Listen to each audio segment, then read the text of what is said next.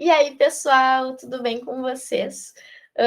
Eu sou a Letícia, eu sou gerente de projetos da gestão de 2022/1 e eu vim conversar, então, um pouquinho com vocês sobre mapeamento de processos, mais especificadamente, então, sobre ferramentas e metodologias utilizadas na ITEP, tanto de mapeamento quanto na parte de melhoria.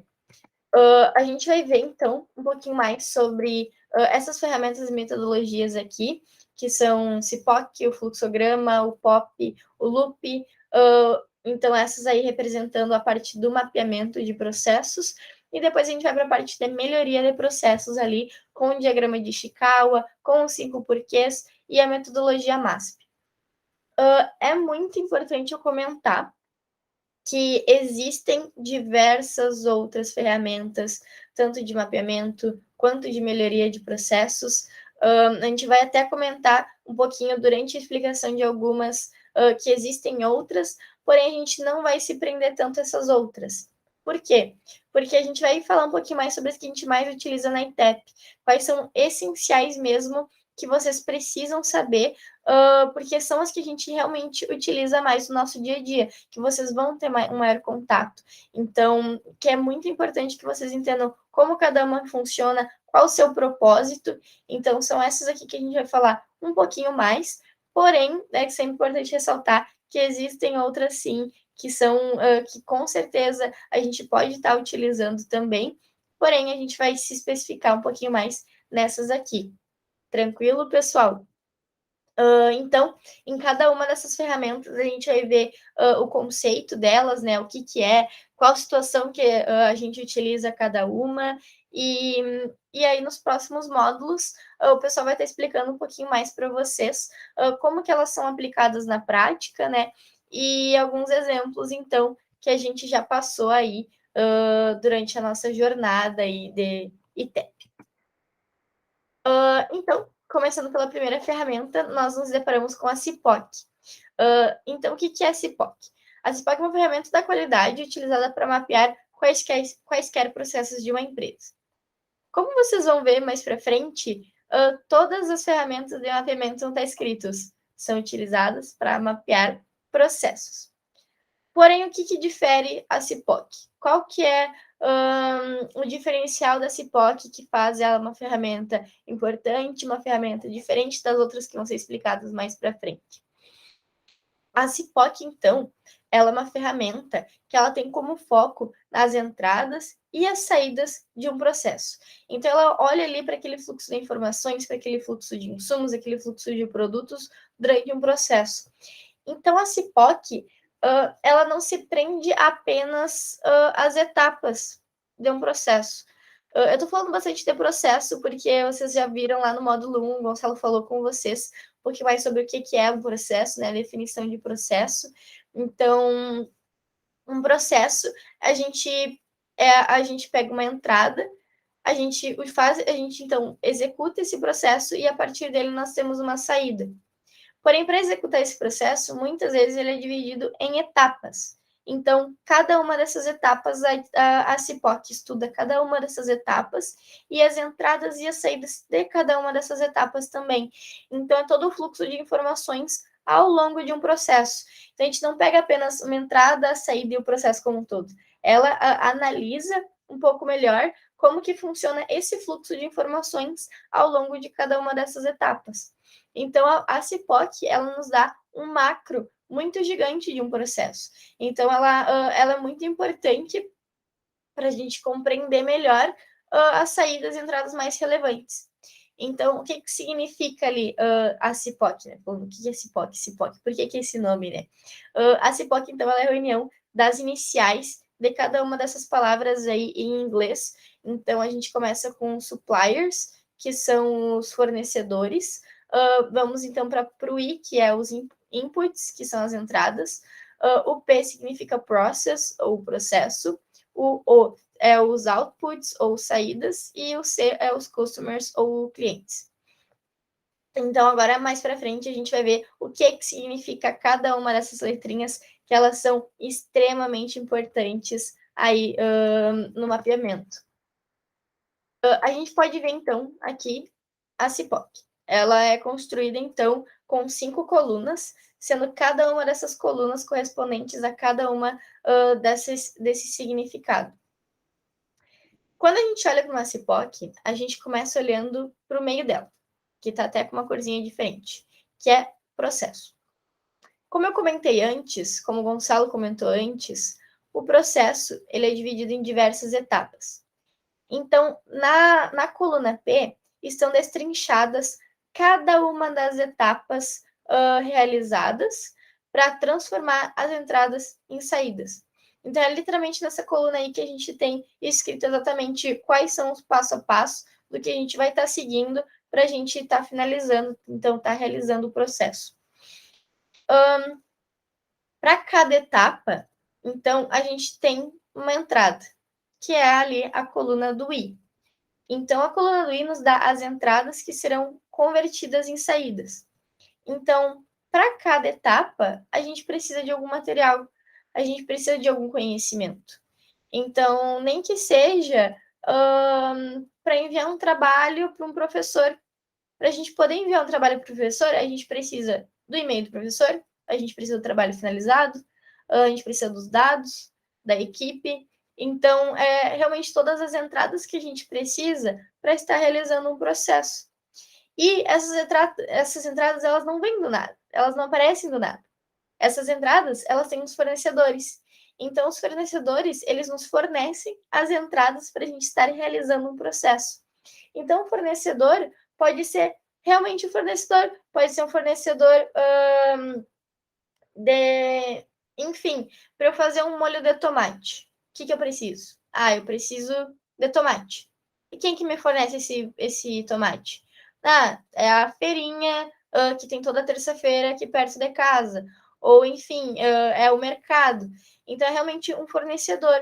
Ou a gente pode até estar falando de informações, que às vezes as informações, por exemplo, estão concentradas em uma pasta. Então, a gente pega todas essas informações de uma pasta do Drive, de uma pasta do computador. Então, os fornecedores, eles nos dão as entradas de um determinado processo, de modo que esse processo nos gere um output, uma saída, que estamos, então, agora partindo para a nossa quarta coluna, a coluna do O. Então, é realmente o que está escrito ali. As saídas são resultado das entradas após passarem pelo processo. Então, a gente falou, então, do processo. A gente falou que para realizar um processo, a gente precisa de uma entrada. Essas entradas precisam vir de algum lugar, que é ali o S, né, dos fornecedores. Depois que a gente realiza esse processo, ele tem uma saída. Então, ele tem um resultado. Não é à toa que tem cada etapa, não é à toa que o processo é realizado. Então, ele tem que ter uma saída. E a gente também precisa saber para onde que vai essa saída. Então, ok, depois que eu realizo essa etapa, depois que eu realizo esse processo, quem é que vai ficar com essa informação? Quem é que vai ficar com esse resultado? Quem é que vai utilizar, então, toda essa sequência? Então, todas as respostas para essas perguntas estão ali no C. Então, os clientes representam a parte que recebem a saída do processo. Então, aqui a gente vê como que a CIPOC funciona, né? Mas o conceito dela. Eu trouxe também um exemplo de uma CIPOC construída na Nota I2. Eu não vou me prender a ela, porque a gente vai ver no módulo, 2 módulos mais à frente, então, exemplos de aplicações em consultorias antigas, mas é só para vocês verem, então, como que ela foi construída. Então, a gente tem o títulozinho da CIPOC aqui em cima. Então, o processo é configuração de impressora. Então, a gente já sabe que essa CIPOC indica como que faz para configurar uma impressora. Aqui temos as 5 colunas, então, dos fornecedores, entradas, processos, saídas e clientes. Cada uma das linhas aqui indicam uma etapa diferente do processo e cada linha aqui indica, então, tudo que está relacionado à etapa centralizada. Então, aqui a entrada, a gente tem a entrada em relação a essa etapa aqui, esse fornecedor em relação a essa etapa aqui. Então, para cada etapa, a gente tem uma entrada, um fornecedor, uma saída e um cliente. E toda essa reunião de informações, todo esse fluxo de informações, ele nos dá, então, as entradas e saídas do processo e de cada uma das suas etapas. Então, a CIPOC ela é muito importante porque a gente tem destrinchado cada uma dos fluxos de informação.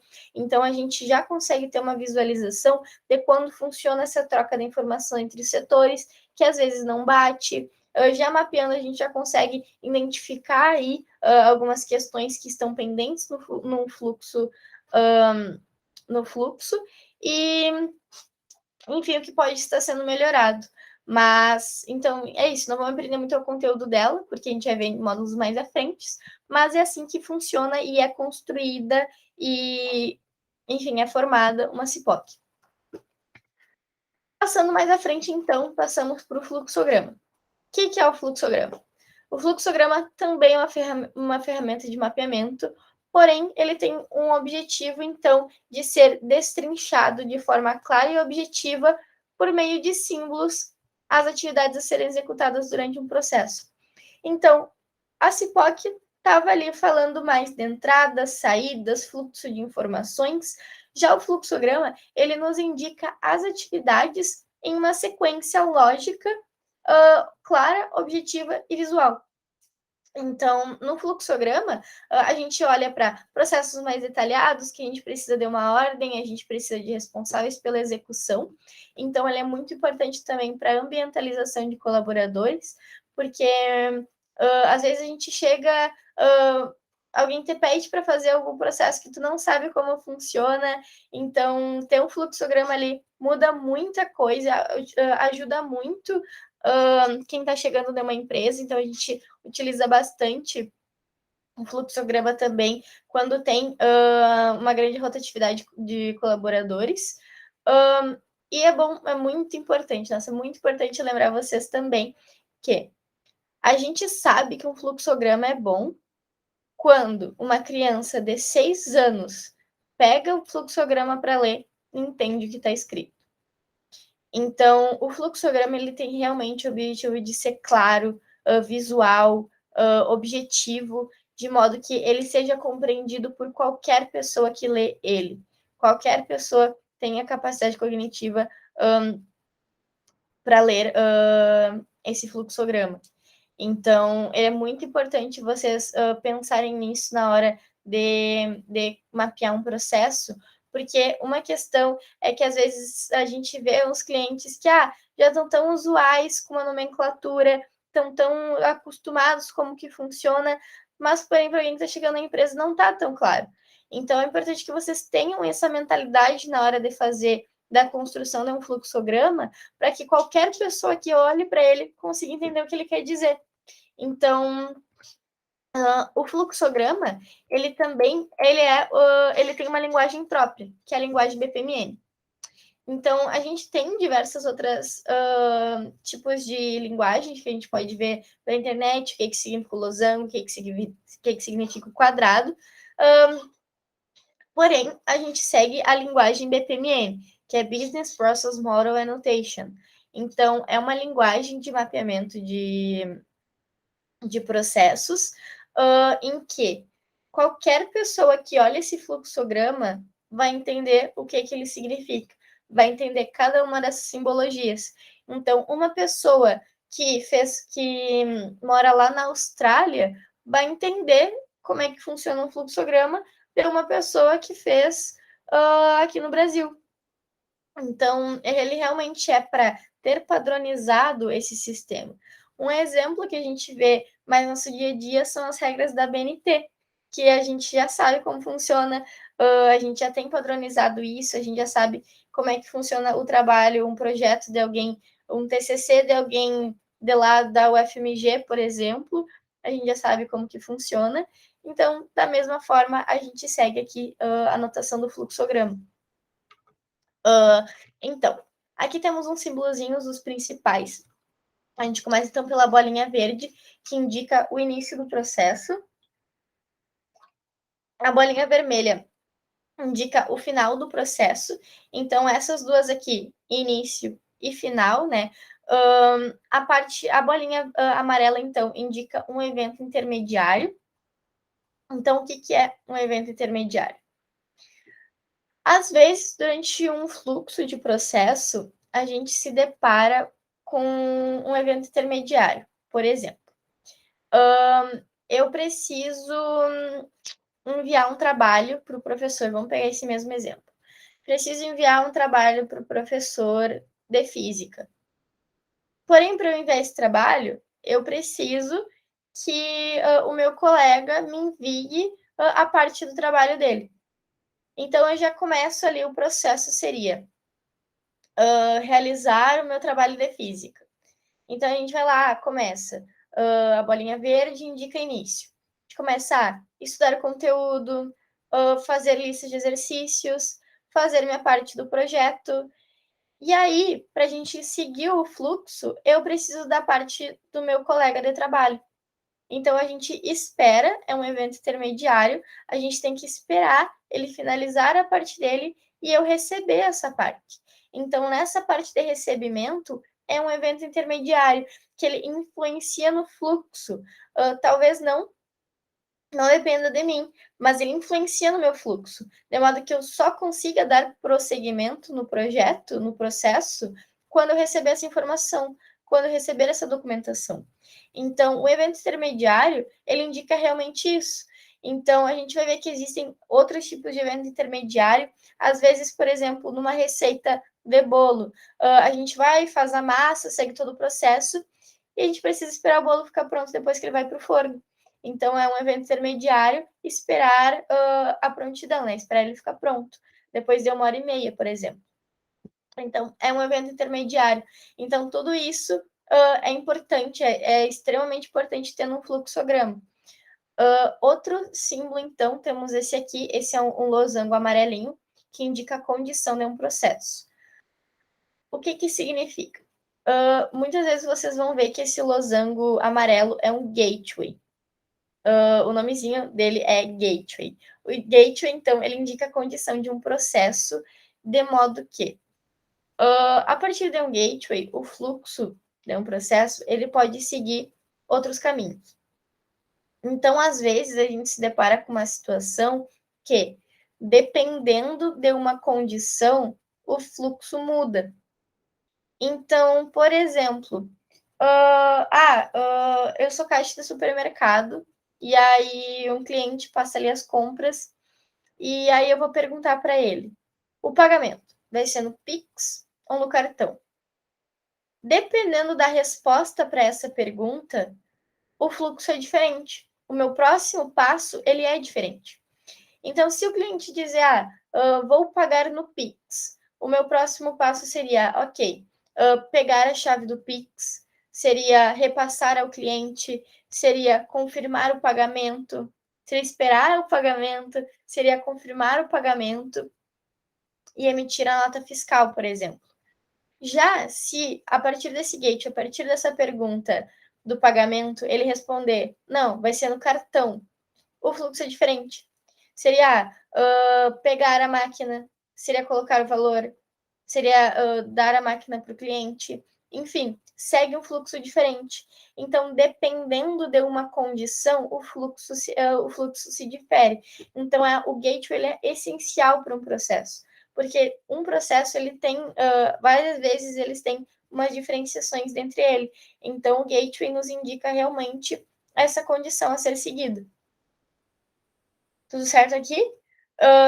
Passando então para o próximo símbolo, temos uma setinha que indica a sequência da etapa.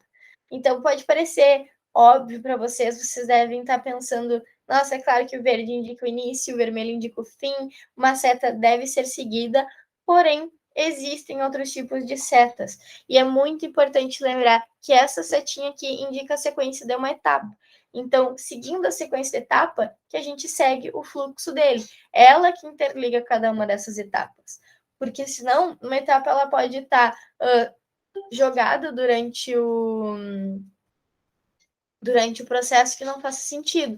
Então, é realmente a setinha que nos indica a sequência a ser seguida. O próximo símbolo, então, temos o quadrado, que é a etapa do processo. Então, um processo ele é dividido em diversas etapas, e é esse quadradinho, então, que indica cada uma dessas etapas. Então, geralmente, a gente vai encontrar essas etapas começando com verbos de ação. Então, por exemplo, pegar a máquina, efetuar pagamento, enfim, tudo isso começa com esses verbos, geralmente, para a gente indicar, então, cada uma dessas etapas que a gente está seguindo. E, então, vemos a última simbologia, que é o subprocesso. Tem algumas vezes que a etapa de um processo é um subprocesso. A etapa por si só é um processo que precisa ser mapeado também, que precise ser mapeado porque tem uma complexidade um pouco maior. Então, quando a gente tem uma situação dessas, a gente usa essa simbologia de subprocesso, que a etapa de um processo, ela é um processo por si só. Então, é muito importante também essa simbologia que a gente vê várias vezes, a gente vê ela várias vezes em mapeamentos. É muito importante eu comentar com vocês também, antes de eu passar adiante, que esse aqui é o básico da linguagem BPMN. Na ITEP, a gente tem um e-book da linguagem BPMN, então ela é um e-book muito mais complexo no sentido de cada uma desses símbolos que eu apresentei para vocês, eles têm diversas variações. Então, que nem ali eu comentei de evento intermediário, às vezes a gente tem que esperar o bolo estar pronto, às vezes a gente espera uma documentação. Então, são eventos diferentes. Então, eles têm simbologias um pouco diferentes. A gente vai ver, então, que existem diversas variações para esses símbolos. Aqui eu não me prendi muito a elas, porque senão ia levar muito tempo, mas está tudo destrinchado no e-book, então é importante vocês darem uma olhada também, porque é muito utilizado. Até um exemplo é nesse próximo fluxograma aqui, que é indicado. Então, esse fluxograma, ele foi feito na Henrique Stefani, é um fluxograma, então, de cadastrar rota validada, que nem a gente pode ler aqui. Muito importante eu comentar também. Outros dois conceitos que a gente tem em fluxograma: piscinas, ou pools, e raias, ou lanes. Aqui, a gente pode ver que existe uma linha.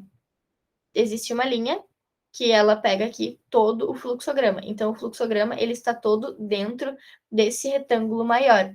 Esse retângulo maior é a piscina. Então, todo esse processo ele é cadastrar a rota validada. Então, tudo o que tiver dentro dessa linha, tudo que tiver dentro da piscina é o nosso processo. Então, o nosso processo é cadastrar a rota validada. Já a piscina, ela é dividida em raias. Cada raia, ela indica um responsável. Pode ser um setor responsável, pode ser uma pessoa responsável, enfim, é um responsável. Por quê? Muitas vezes, um processo, ele depende de pessoas diferentes, ele depende de setores diferentes, eles dependem de uma conversa entre mais de uma pessoa. E para a gente não separar o processo de uma pessoa aqui, um processinho de uma pessoa lá, depois juntar tudo para fazer um só, e fica aquela bagunça de diversos fluxogramas, não tem necessidade. Então, a gente faz um processo inteiro, ele todo mapeado, e através das raias a gente consegue ver quais são as pessoas, quais são os setores envolvidos. Então, tudo que tiver na piscina é o processo. Porém, tudo que tiver dentro dessa raia fica a responsabilidade desse setor aqui. Tudo que tiver nessa raia aqui é a responsabilidade desse setor aqui. Tudo certo aqui, pessoal? Eu perguntando como se vocês pudessem me responder direitinho. Mas, enfim, qualquer dúvida, vocês podem estar me perguntando. Nesse caso aqui, a gente pode, então, enxergar, que nem a gente comentou lá, a bolinha verde que indica o início do processo, a bolinha vermelha que indica o final do processo, cada uma das setinhas indicando, então, o fluxo que pode... o fluxo, né, do processo como um todo. Cada um desses quadrados, então, indica cada etapa a ser seguida. Como a gente pode ver, aqui começa com solicitar, cadastramento, aqui está acessar, latrome. Então, assim, todos começando com esse verbo de ação muito importante. A gente pode ver aqui também um evento intermediário. Então, aqui tem solicitar cadastramento e aqui tem acessar ao Latrome. Porém, para o CCO dar continuidade ao processo, ele precisa dessa solicitação, ele precisa de uma mensagem, ele precisa de um documento a ser enviado. Então, aqui é um evento intermediário que o CCO só consegue continuar o processo quando esse evento, então, ele é cumprido.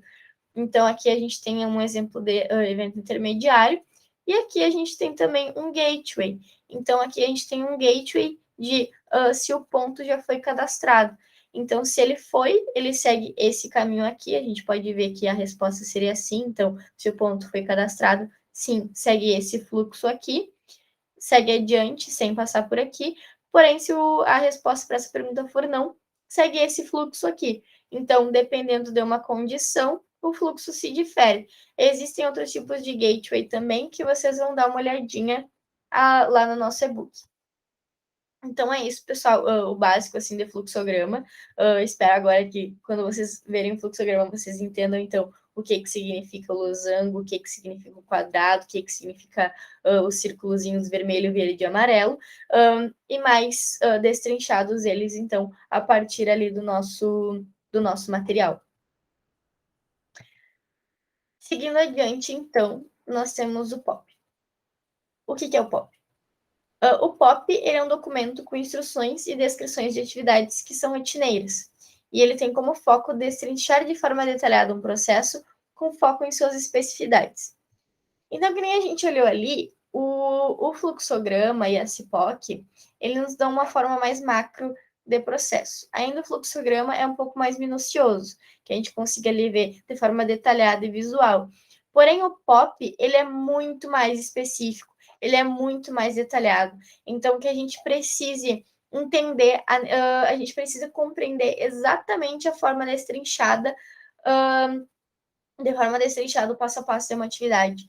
Então, é o POP que ele nos ensina exatamente o que a gente precisa fazer. Então, no POP, a gente tem quais são as medidas necessárias, a gente tem quais são as etapas do processo como um todo, a gente tem quais são os cuidados que a gente precisa ter. Então, o POP, que significa Procedimento Operacional Padrão, é exatamente isso. Então, é um procedimento operacional padronizado, de modo que cada pessoa que realize esse POP, que olhe esse POP, que veja esse processo, consiga ter o mesmo resultado que qualquer outra pessoa que fizer o mesmo procedimento. Então, a gente sabe que qualquer pessoa que lê um POP vai ter o mesmo resultado no final, se seguir exatamente as indicações que estão indicadas ali. Então, um exemplo é aqui a gente fez no La Sorella. Como eu comentei, não vou me prender muito a isso, porque vai ser comentado em módulos mais à frente, mas aqui a gente pode ver como está destrinchado, quais são os utensílios necessários, quais são os ingredientes necessários junto com as medidas necessárias, o modo de preparo. Então, a gente tem aqui cada uma das etapas: cortar o queijo, cortar fatias, alinhar no prato. Então, tem cada uma das etapas do modo de preparo e também os cuidados adicionais. Então, o POP nos dá exatamente o que a gente precisa. Muita gente sempre utiliza esse exemplo, né, de receita, né, que a gente é mais o nosso dia a dia, porém, o POP ele não é utilizado apenas para isso. Ele também é um exemplo, foi na Hermes, que fizeram POP de pintura. Então, aqui tem todos os materiais necessários, ferramentas, máquinas, descrição de cada etapa, cuidados adicionais e resultados esperados. Então, a gente sabe que qualquer pessoa que pegar esse POP e realizar o mesmo procedimento que está ali, vai ter o mesmo resultado de pintura. Então, aqui nem aqui no La Sorella, qualquer pessoa que realizar essa receita vai ter a mesma salada caprese feita lá no La Sorella. Seguindo, então, chegamos no loop. Loop, também conhecido como lição de um ponto. Loop significa lição de um ponto, mas ele também é conhecido como LPP, que é lição de ponto a ponto. Eu deixei como loop, porque se vocês pesquisarem no Drive, vocês vão encontrar mais materiais escritos loop, porque foi o que a gente realizou na nota I2, foi a única consultoria que a gente realizou loop até então. Então, por isso que eu deixei assim, mas também podem pesquisar como LPP na internet. Enfim, o loop é uma ferramenta que demonstra como um determinado processo deve ser desenvolvido, ilustrando visualmente e especificamente todas as medidas necessárias para a execução da atividade que ele detalha.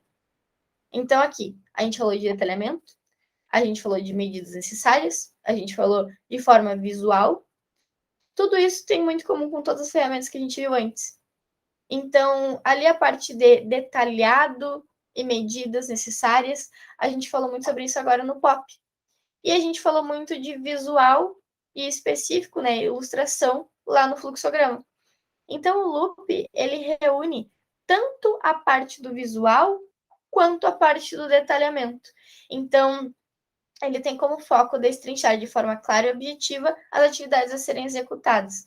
Então, o loop, ele, de uma forma mais robusta, eu não gosto muito de falar assim, mas acho que fica mais simples de entender, é como se fosse um pop com imagens. Porém, existem diversos tipos de loop. Um exemplo, que foi que a gente fez na nota I, que, enfim, não vou me aprender muito a como que foi feito, foi esse aqui, em que ele indica o passo a passo da parte de alteração de nome do produto no cardápio V1.